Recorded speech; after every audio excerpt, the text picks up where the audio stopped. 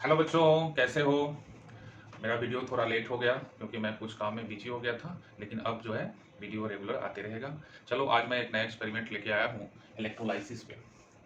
Actually electrolysis होता क्या है, पहले ये देख लो आप। इलेक्ट्रोलाइसिस दो वर्ड से बना है, इलेक्ट्रो और सेकेंड क्या है, लाइसिस। लिसिस या लाइसिस। इलेक्ट्रो यानी इलेक्ट्रिक करेंट, या हम लोग कह सकते हैं कि इलेक्ट्रिक करेंट, विद्युत धारा। और लिसिस यानी क्लीवेज यानी डिकम्पोजिशन। डिकम्पोजिशन भी आप कर सकते हो, यानी अपघटन। अपघटन कर सकते हो, यानी किसी चीज को तोड़ना हुआ तो उसको हम लोग डिकम्पोज कर देंगे, डिकम्पोज कर दिया, डिकम्पोजिशन हो गया, अपघटन हो गया। यानी इलेक्ट्रिक करंट के द्वारा हम किसी मॉलिक्यूल्स को या किसी कंपाउंड्स को आयन में तोड़ देते हैं, तो that is called electrolysis. Aqueous aqueous NaCl को ले सोडियम क्लोराइड यानी पानी। एक्वस का मतलब होता है बाबू जलीय। जलीय माने जल में घोला हुआ, जलीय NaCl। हिंदी वालों के लिए मैं बता देता हूँ, जलीय NaCl यानी पानी, कुछ थोड़ा सा पानी ले लिया, उसमें हमने सॉल्ट को, NaCl खाने वाला नमक होता है, और खाने वाले नमक को है ना टेबल साल्ट भी कहते हैं, इसको हम इसमें वाटर में डिजोल्व कर देते हैं, घुला देते हैं, घोल देते हैं, तो उसको हम लोग कहते हैं एक्वस NaCl सॉल्यूशन, जलीय NaCl का विलयन। अगर हम इसको लेते हैं और यहाँ पे ऐसे इक्वेशन के फॉर्म में हम लिख देते हैं, यहाँ हम AQ लगा देंगे, AQ दैट मीन्स एक्वस है, और इसमें हम अगर इलेक्ट्रिक करंट देते हैं, इलेक्ट्रिक करंट देते हैं यानी करंट सप्लाई देते हैं, दो छड़, एक एनोड और एक कैथोड होता है, इससे पॉजिटिव और नेगेटिव करंट पास कराते हैं, तो यह आयनों में टूट जाता है, Na+ और Cl-। ठीक है, आप जानते हो कि इलेक्ट्रोड्स जो होते हैं वो एनोड जो होते हैं, एनोड होते हैं और एक कैथोड होता है, जो दो गोछर सॉल्यूशन में डूबा रहेगा। ये मैं प्रैक्टिकल करके भी देखूंगा, आप सिर्फ यहाँ देख लो, एनोड और कैथोड। तो एनोड जो होता है पॉजिटिव वाला इलेक्ट्रोड होता है, पॉजिटिव वाला छर होता है, और ये कैथोड जो होता है निगेटिव होता है। तो Na+ आयन यानी सोडियम आयन पर चार्ज कौन सा है, पॉजिटिव, तो ये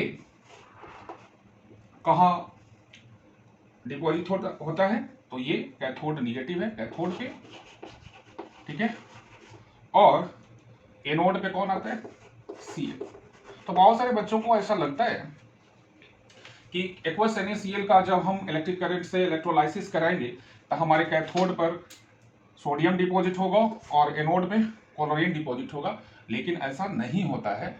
इसमें कुछ बातें हैं जो मैं आपको बता दूं, एनोड पर और कैथोड पर ये डिपॉजिट होने वाला नहीं है। कैसे, तो देखो, एक्वस सॉल्यूशन में वाटर भी तो होता है, और यह वाटर भी डिकम्पोज करता है, आपको मालूम है, H+ और OH- आयन में।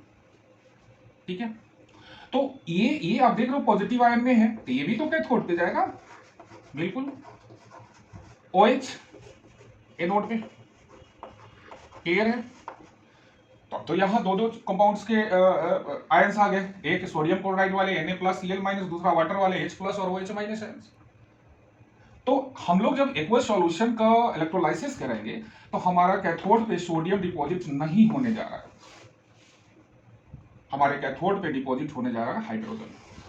हाइड्रोजन गैस के फॉर्म में बबल्स के रूप में निकलेगा, क्यों, क्योंकि इसके रिडक्शनल पोटेंशियल का मान सोडियम से ज्यादा होता है, इसलिए ये डिपॉजिट होगा। उसी तरह से अगर बहुत एक्वस सॉल्यूशन रहेगा, बहुत एक्वस सॉल्यूशन, दैट मींस कहने का मतलब है कि सोडियम क्लोराइड बहुत कम डाले, वेरी डाइल्यूट सॉल्यूशन रहेगा, तो ये ऑक्सीजन लिबरेट कराएगा। क्या कराएगा, ऑक्सीजन लिबरेट कराएगा, कहां, एनोड पे। लेकिन अगर बहुत डाइल्यूट सॉल्यूशन नहीं है, कंसंट्रेटेड सॉल्यूशन है, तो ऑक्सीजन लिबरेट भी नहीं होगा, क्लोरीन लिबरेट होगा, यानी यह Cl2 के फॉर्म में लिबरेट होगा, कहां, एनोड पे। तो कुल मिला के क्या हो गया कि अगर हम एक्वस सॉल्यूशन NaCl का लेते हैं तो इलेक्ट्रोलाइसिस में कैथोड पर कौन सा, हाइड्रोजन गैस H2 के फॉर्म में बबल्स के रूप में निकलेगा, और क्लोरीन गैस एनोड पर बबल्स के रूप में निकलेगा। तो सॉल्यूशन में बच कौन जाएगा, Na+ और OH-। अब देखो यहां एक और कहानी हो जाएगी, हम लोग पहले ये प्रैक्टिकल करके इस चीज को पहले हम लोग देख लेते हैं एक्सपेरिमेंट करके, उसके बाद एक और बातें बताएंगे। इसमें बहुत इंटरेस्टिंग है बच्चों, वीडियो लास्ट तक देखना है क्योंकि इसमें बहुत कुछ सीखने को मिलने वाला है। भैया बहुत सारे क्वेश्चंस में भी आ जाते हैं कि NaCl का इलेक्ट्रोलाइसिस कराते हैं तो क्या होता है, तो बहुत सारे बच्चे सीधे जवाब देते हैं कैथोड पे सोडियम डिपॉजिट होगा, एनोड पे क्लोरीन डिपॉजिट होगा, बट ऐसा होता नहीं है। वो कब होता है ये भी मैं बताऊंगा, लेकिन वीडियो आपको लास्ट तक देखना है। ओके बच्चों, चलो बच्चों, मैंने एक 12 वोल्ट की बैटरी लिया है और इसको एक वायर से कनेक्ट कर दिया है। यहाँ पर देखो, मैंने 2 कार्बन की छड़ लिया है जिसको हम लोग कैथोड रॉड कह सकते हैं। एक को पॉजिटिव से कनेक्ट किया है, ये हमारा एनोड है, और एक को निगेटिव से कनेक्ट किया है, ये हमारा कैथोड है। ठीक है। अब मैं क्या करता हूँ कि इस ग्लास में थोड़ा सा डिस्टिल वाटर यानी शुद्ध जल हम लोग जो पानी पीते हैं वो मिनरल वाटर होता है, उसमें सॉल्ट की मात्रा थोड़ी होती है, लेकिन जो शुद्ध जल होता है, डिस्टिल्ड वाटर जो होता है, जैसे वर्षा का जल हो गया या भाप से हम जल को इकट्ठा करते हैं, तो वह डिस्टिल वाटर होता है। तो थोड़ी मात्रा में मैं इस ग्लास में डिस्टिल वाटर को ले रहा हूँ। मैंने थोड़ी मात्रा में डिस्टिल वाटर ले लिया। अब इस इलेक्ट्रोड को मैं इसमें डाल देता हूँ। ये हमारा एनोड है, ये हमारा कैथोड है। बच्चों, आप देख रहे हो कुछ भी नहीं हो रहा है, सोल्यूशन में कुछ हो रहा है क्या? नहीं हो रहा है। दैट मीन्स क्या कि प्योर वाटर जो होता है वो जो होता है इंसुलेटर होता है, दैट मीन्स उसे इलेक्ट्रिक करंट पास नहीं होती है। ठीक है। लेकिन जब मैं इसमें थोड़ी मात्रा में नमक को, साल्ट को ऐड कर दूंगा तो यह कंडक्टर बन जाएगा। देखो, ये मैंने थोड़ा सा साल्ट लिया और इसमें साल्ट को मैं घुला देता हूँ।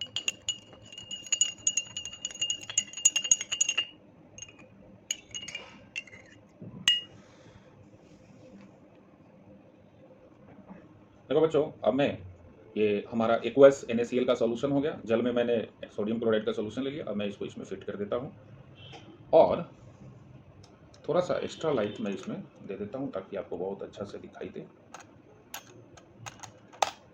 अब मैं जैसे ही इसको बैटरी से कनेक्ट करता हूँ, ऑन करता हूँ,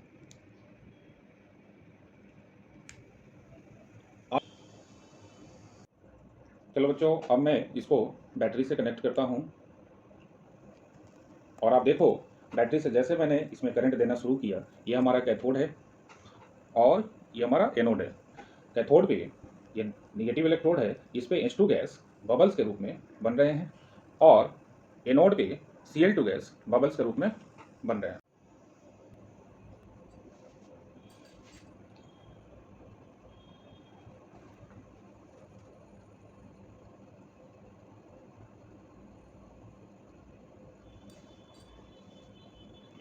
बच्चों, इसको मैं थोड़ी देर छोड़ देता हूँ, इलेक्ट्रोलाइसिस होने देता हूँ। लास्ट में देखते हैं सॉल्यूशन में क्या बचता है। चलो बच्चों, अब मैं इसको स्टॉप कर देता हूँ इलेक्ट्रोलाइसिस को। अब ये जो सॉल्यूशन है हमारा, इस सॉल्यूशन में जो बच गया है वो क्या है, चलो पहले थोड़ा सा बोर्ड पर देख लेते हैं। उसके बाद इसमें बहुत कुछ देखना है बच्चों, वीडियो लास्ट तक देखना है। चलो आओ देखते हैं पहले बोर्ड पे। चलो बच्चों, ये जो हमारा सॉल्यूशन था, इस सॉल्यूशन में क्या बच गया है ये देखना है हम लोगों को। देखो, मैंने कहा था कि हमारे एनोड पे Cl2 गैस और कैथोड पे हाइड्रोजन गैस लिबरेट होगा। तो मेरे पास बच क्या गया सॉल्यूशन में? Na+ आयन और OH- आयन। देखो, बहुत इंटरेस्टिंग बात हो गई कि हमारे सॉल्यूशन में Na+ आयन है, सोडियम आयन कहते हैं इसको, और साथ में OH- आयन है। अब ये दोनों आयन आपस में कंबाइन करेंगे तो क्या बनाएंगे बाबू? NaOH, sodium hydroxide. और आप सभी अच्छी तरह से जानते हैं कि सोडियम हाइड्रोक्साइड बेस होता है। हिंदी वाले के लिए बता दूं, यह क्षार कहलाता है। और आपको पता है कि जब ये सॉल्यूशन में बच रहा है, इसका मतलब कि हमारा जो सॉल्यूशन था, ये हमारा सॉल्यूशन बेसिक है। दो बातें होती हैं, एसिडिक, बेसिक, या फिर एक और बात न्यूट्रल। तो हमारा जो सॉल्यूशन रहेगा, ये सॉल्यूशन हमारा क्या होगा बच्चे? बेसिक होगा। अब यह बेसिक है कि नहीं, क्षारीय है कि नहीं, इसका भी जांच हम लोग कर सकते हैं लिटमस पेपर से और बेस इंडिकेटर फेनाफ्थैलीन से। तो चलो देखते हैं, बहुत इंटरेस्टिंग बात है, थोड़ा लिटमस पेपर से चेक कर लेते हैं। चलो बच्चों, ये देखो, ये हमारे पास रेड लिटमस पेपर है, थोड़ा पिंक कलर का, हल्का पिंक कलर का है। आप जानते हो कि बेसिक सॉल्यूशन में रेड लिटमस पेपर ब्लू हो जाता है। तो चलो, ये जो हमारा सॉल्यूशन था, इसमें मैं इसको डाल देता हूँ थोड़ी देर। अब देखो बाबू, ये ब्लू दिख रहा है। दैट मीन्स क्या? दैट मीन्स कि हमारा सॉल्यूशन क्या है? बेसिक है। एक बात ये हो गई। चलो एक और बात करते हैं हम लोग कि हम लोग एक टेस्ट ट्यूब ले लेते हैं और इस टेस्ट ट्यूब में थोड़ा सा इसमें से सॉल्यूशन मैं डाल देता हूँ।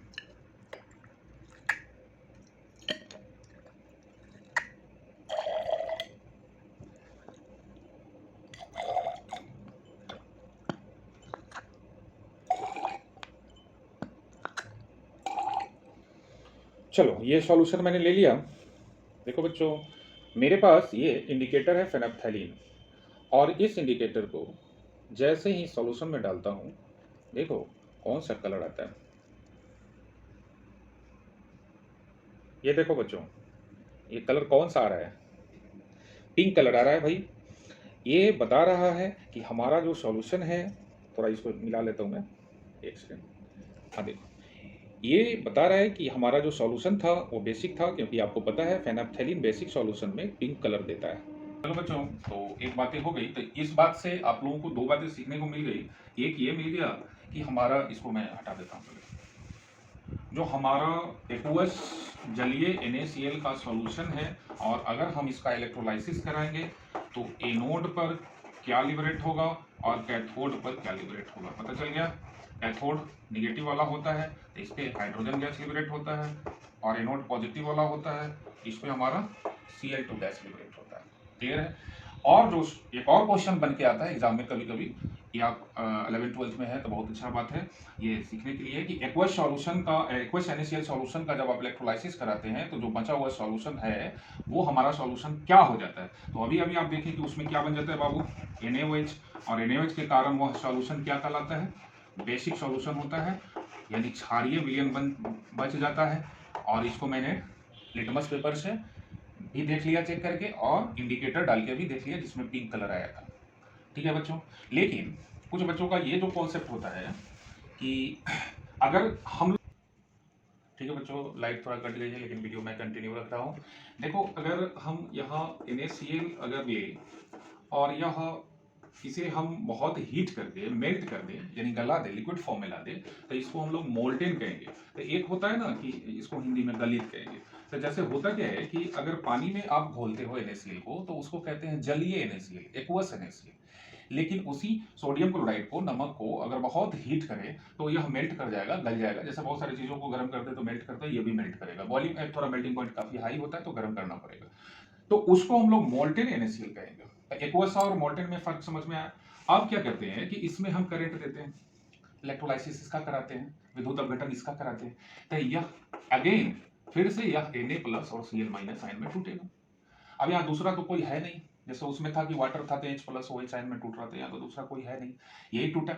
और यह पॉजिटिव चार्ज है तो ये किस पे डिपॉजिट होगा, निगेटिव वाले पे, और निगेटिव वाले इलेक्ट्रोड को क्या कहते हैं, कैथोड कहते हैं।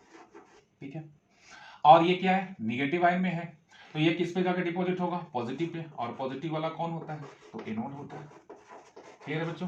तो इसका मतलब कि अगर हम मोल्टेन NaCl लें और उसका इलेक्ट्रोलाइसिस कराएं तो हम क्या देखेंगे कि कैथोड पे हमारा सोडियम के फॉर्म में आयंस खत्म हो जाएगा इसका, और एनोड पे क्लोरीन गैस डिपॉजिट होगा। चलो बच्चों, तो आज आपको कॉन्सेप्ट क्लियर हो गया कि एक्वस फॉर्म में एनोड कैथोड पे क्या लिबरेट होता है, और मोल्टेन फॉर्म में NaCl का कैथोड और एनोड पे क्या डिपॉजिट या लिबरेट होता है।